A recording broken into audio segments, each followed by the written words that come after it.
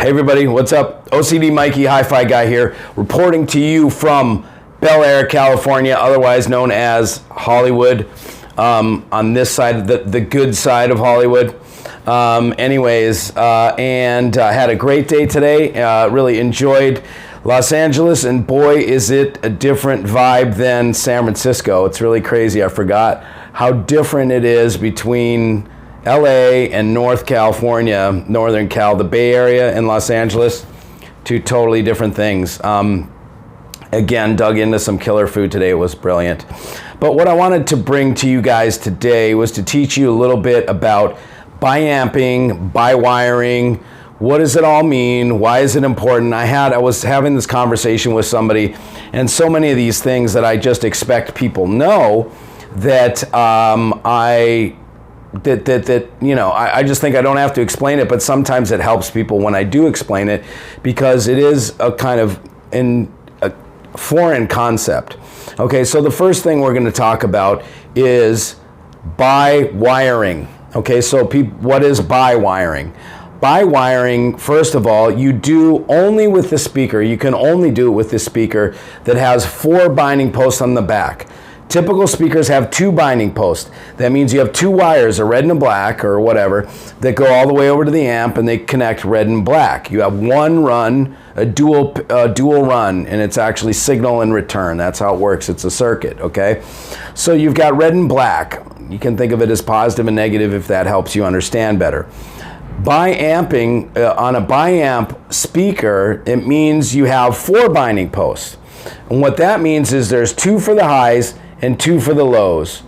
And usually what the speaker companies will do is they will put these straps, these metal straps that connect the bottom to the top. And you'll have these, you'll see them. So you just put the speaker wires in the bottom or in the top, and then there's a metal strap that goes all the way down. Okay, if you're going to use a speaker like that, and you're only going to use 1 pair of speaker cables, you always want to go into the top first. Bring your speaker cable to the highs and then jump it to the lows. The reason for that is if you put it on the bottom, okay, and you're depending on those little metal flat pieces of crap to connect to the tops, that means your high signal, your delicate high frequencies are going through those metal straps up to the top binding posts.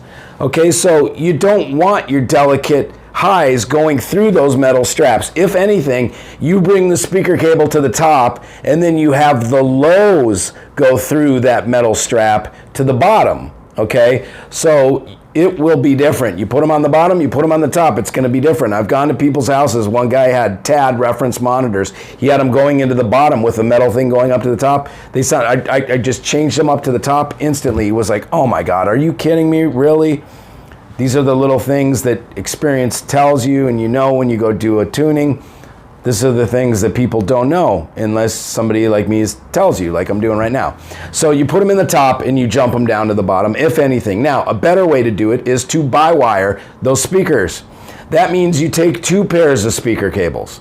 Sometimes you have 2 pairs, sometimes you have a pair of bi-wire. But the idea is, it's when you have 2 pairs, now you have 4 conductors, right? And you twist them together at the amp, and you put them on 1 binding post. Unless your binding post, you have double binding posts at the amp, then you don't need to worry about it. You just hook up 2 speaker cables from amp over to your speaker. Now you're wondering, why do you do that? Why do you need to do that? Well, the reason is because the woofer that's moving back and forth, when it comes backward, okay, even if you have a woofer, if I put a voltmeter to a woofer, okay, and I push it like that with my hand, I don't even have an amp hooked up, it makes current. When you push a coil past a magnet, you know, like the motor of a speaker, when you move it, you make current.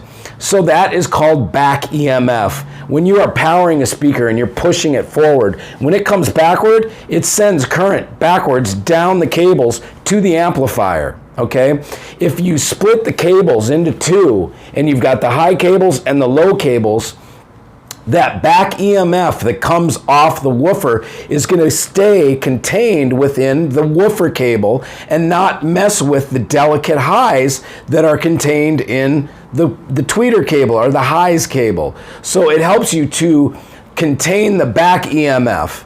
That's all that it's for, is that back EMF doesn't mess with the delicate highs that are coming to the speaker in the form of the signal, okay? So that's why you do bi-wire.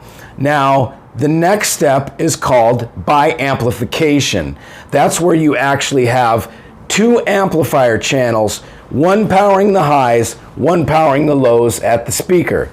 Okay, so in order to do this, you can do it full range, okay? Meaning you can take, and for sake of conversation, I'm gonna keep this to something simple to understand, which is a 4-channel amp. So now you would use a 4-channel amp. Two of those channels on the right side, one would be dedicated to the highs, one would be dedicated to the lows. You just go and you just go out to those two. You would need to have dual outputs on your amp, on your preamp, or on your DAC in order to do a bi-amplification, because you have to go to two amplifiers, a high and a low amp, so you need dual outputs of your DAC or your preamp, okay? If you don't have dual outputs, sometimes you can put a splitter cable, but that's a bad idea, because the output section, unless you have a really stout output section on your DAC, you're asking it to push too much current to power two different amplifier input stages. So you're going to be taxing your output stage of your DAC too much. A good DAC is going to have both XLR and RCA outputs, or it'll have dual outs. Then you can go XLR to one amp, RCA to the other amp channel, and one amp is high, one amp is low, okay? And that is coming full range into both. That means 20 hertz lows all the way to highs are going to the high side, and lows all the way to the highs are going to the low side, and then the crossover that's inside the speaker is dividing up the frequencies to low and high, okay? If you really want to do it tricked out, the way I do it, you put an active crossover. So in the same situation we're talking about with a 4-channel amp, you would not need dual outputs from your DAC. You would just do a single output to an active crossover. That active crossover will have a single input and a double output, high and low for the right, high and low for the left, okay?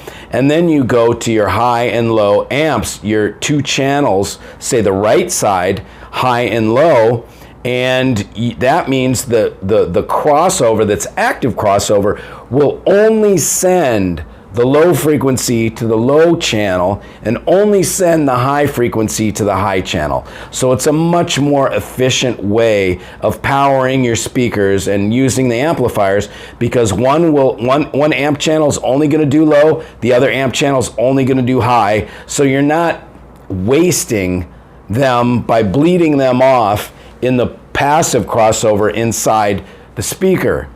So if you have a speaker that has a passive crossover inside, it's still going to filter, okay? It's still in the signal path, but you're going to make it much easier on the amplifiers, okay? Because they're only going to do their own respective duty. They're only going to amplify that particular window of frequency that's needed for that part of the speaker, okay? And then the final full tricked out possible way to do it is to remove the filter from the speaker altogether, so you have no crossover in the speaker and your amp channel is going directly to a driver, and you have one amp channel for each driver, okay? So in my case, I have 4 drivers. I have a 4-way speaker system so that means I have 4 amp channels on each side: low, low mid, high mid, and high, okay? And they all go into, that's called a 4-way active crossover.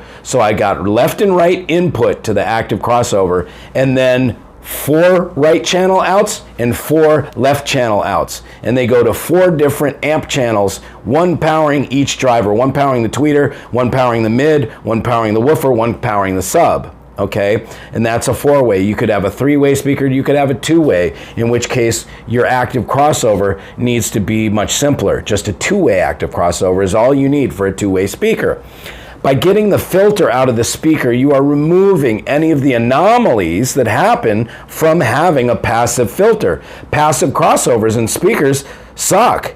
I mean, they are in the signal path, bleeding off frequencies, turning it into heat. It's totally wasteful. There's phase errors. There's all sorts of other crap that happens in a speaker with a crossover. That's why it's super important, the crossovers, how the crossover is built, because the crossover filter, a passive crossover filter in a speaker, is a cluster to begin with. So to overcome it, you have to build a very good crossover. Then you can have a pretty decent speaker and with just one input, okay? But again, if you really want to do the most tricked out possible thing, you're going to have, let's say if you have a 4-way giant speaker, you're going to have 4 pairs of binding posts in the back of that speaker. Each binding post is going to go direct to that driver, one direct to the tweeter, one direct to the mid, one direct to the mid bass, one direct to the bass or the sub. And then you're gonna cross it over all with an active crossover and 4 amplifiers. You can do it however you want. You could have, in the case of a 4-way, you would need an 8-channel amp, or you could have 4 monoblocks on every side, or you could have 2 stereo amps on each side. Doesn't matter how you do it. Or you could have 4 stereo amps doing left and right, one doing the mids, one doing the highs, one doing the lows, or you could have, I mean, there's, however you get your 4 channels, it does not matter, okay? Some, I think, are better than others, some setups, and I would explain why, but I'm not gonna go into it now. But that makes it a little simpler for you to understand what bi-amping is, what bi-wiring is, and the difference between the two, and active bi-amping versus passive bi-amping and bi-wiring. They're all different, okay? They all do help.